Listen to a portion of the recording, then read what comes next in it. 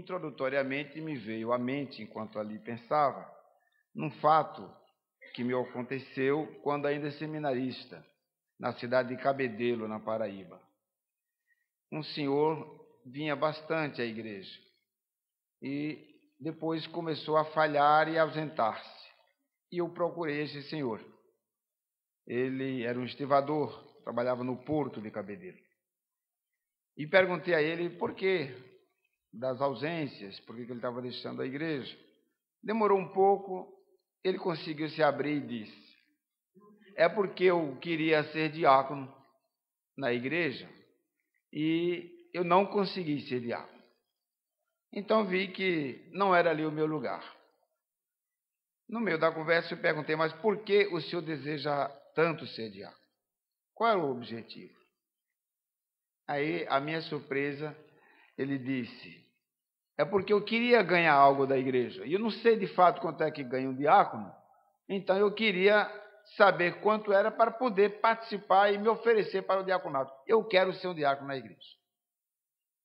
Eu disse: meu irmão, o diácono não tem salário. O diácono é um servo da igreja local, onde ele foi eleito para aquele exercício. Assim rege a Igreja Presbiteriana do Brasil. Certamente ali era o desconhecimento, não tenho a menor dúvida. Ele era um senhor, um jovem senhor, muito disposto, muito dinâmico, muito ativo. Mas não conseguindo ser diácono, como ele mesmo disse, deixou. E ia procurar ser diácono em outra igreja. E no meio da conversa ele queria saber quanto que ganhava um diácono. Esta era a percepção dele. Há outros que têm uma outra percepção, de que diácono é uma certa investidura de poder e que ele traz status na igreja. Eu sou um diácono da igreja. E às vezes a forma de se colocar como diácono revela um entendimento semelhante ao daquele moço que não sabe ainda o que é ser diácono. Diácono não é status, como também presbítero não é. Né? Então, diácono, a própria palavra já resume muito bem. Doulos, é um servo, diáconos, é um servo. Aquele disposto ao trabalho. Então, a pergunta que foi feita para ser colocado como título é esta: que poder há, então, na vida de um diácono que não tem salário, não tem status? O que é que reveste esses homens para o trabalho na vida da igreja? O que os faz, de fato, serem diáconos efetivos, que é enquanto dura a sua eleição, depois passam à disponibilidade? O que é que distingue eles? Observem, não é o mesmo que nos distingue enquanto crentes, que convertidos nos colocamos no reino de Deus para o trabalho. É por isso que quando eles são chamados para o diaconato e são dispostos à eleição e são eleitos, eles passam pela ordenação e investidura. Eles passam a ser ordenados para aquele ofício. Bem diferente apenas de aceitar o evangelho e agora caminhar a sagrada caminhada de um crente. Não, ele tem uma caminhada bem responsável. Cada diácono deve saber disto. E o que é que lhe dá o que nós chamamos hoje tão comum de empoderamento? O que é que lhe dá este poder para exercer? Como é este poder de exercer o diaconato? E aqui vem a justificativa desse texto. O apóstolo Paulo diz: primeiramente, a minha atuação em favor de vocês é a oração. Eu me dobro e oro diante de Deus, porque toda a família que recebe o nome de Cristo sobre o céu e a terra possa, de fato, usufruir desta oportunidade de, enquanto na terra estiver, glorificar o Senhor. E aí ele diz: armar-se de poder por seu Espírito, para que se fortifique em vós o homem interior. Então está aqui o entendimento que nos veio quando planejávamos esta mensagem. O que distingue um diácono? Qual é o poder que neles opera? O apóstolo Paulo está falando a uma igreja que teve uma experiência muito complexa. A igreja de Éfeso não foi formada com tanta facilidade, teve os costumes que eram muito comuns dos novos convertidos se repetirem dentro da igreja, e nessas dificuldades essa igreja passa por esse desafio, e aqui aparece essa oportunidade de receber essa instrução dada aos Efésios. O poder não está no homem exterior, no título que eles ostentam, no caso específico, diaconato. Não está na força física de nenhum deles. Não está na palavra de nenhum deles, muito embora alguns diáconos também fossem pregadores, como era o caso do Estevão e do próprio Filipe. Não é o caso deles. Especificamente, o que nós colocamos, inclusive, na pastoral, é para mostrar que o diácono é aquele que, de dentro para fora, é chamado ao exercício do seu oficialato. Ele vai exercer sua função sem a necessidade do status, do título, do elogio. Ele vai exercer porque ele tem certeza que ele vai exercer para a honra e glória do Senhor.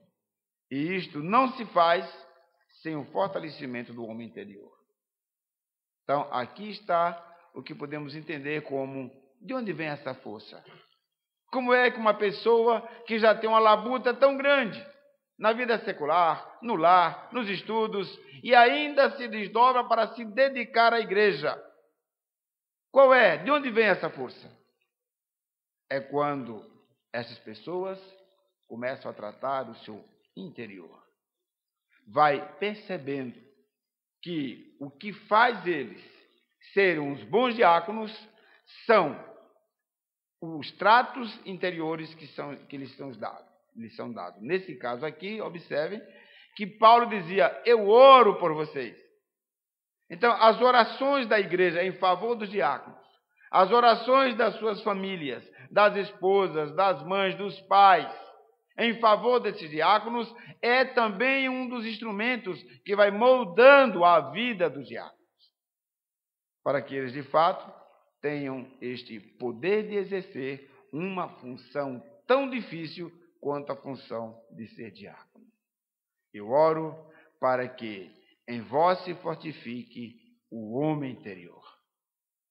Parece uma coisa tão comum, mas mais do que nunca hoje, o homem interior é cerceado pelas múltiplas possibilidades do homem exterior, dos grandes recursos à nossa disposição que o homem exterior manipula, das oportunidades que esse homem exterior tem, das possibilidades de ter muito, das possibilidades de não cumprir as promessas com o Altíssimo. Tudo isso encanta esse homem exterior. É uma proposta melhor para um domingo melhor, que não pode ser no dia da igreja, mas foi.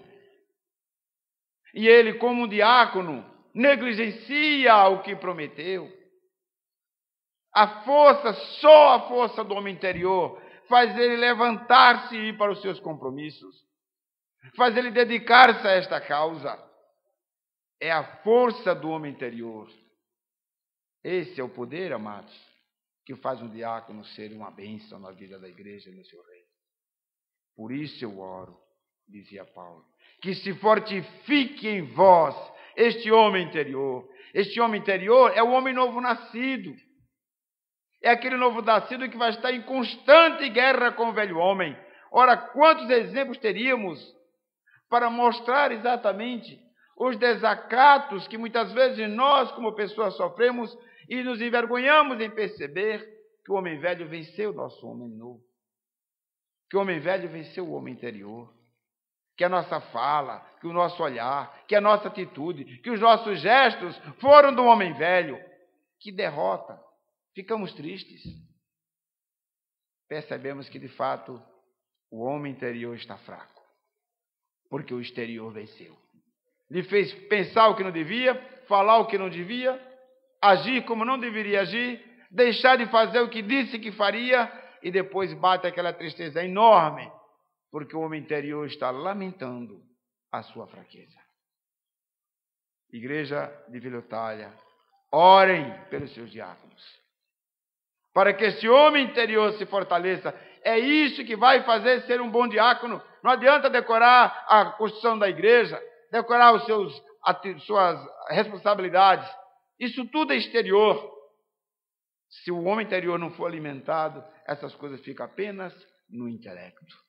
Sabe de tudo, conhece a Constituição como ninguém, conhece até a confissão de fé, mas na hora dos cumprimentos, dos compromissos com o reino de Deus, se o homem interior não estiver fortalecido, não vai caminhar.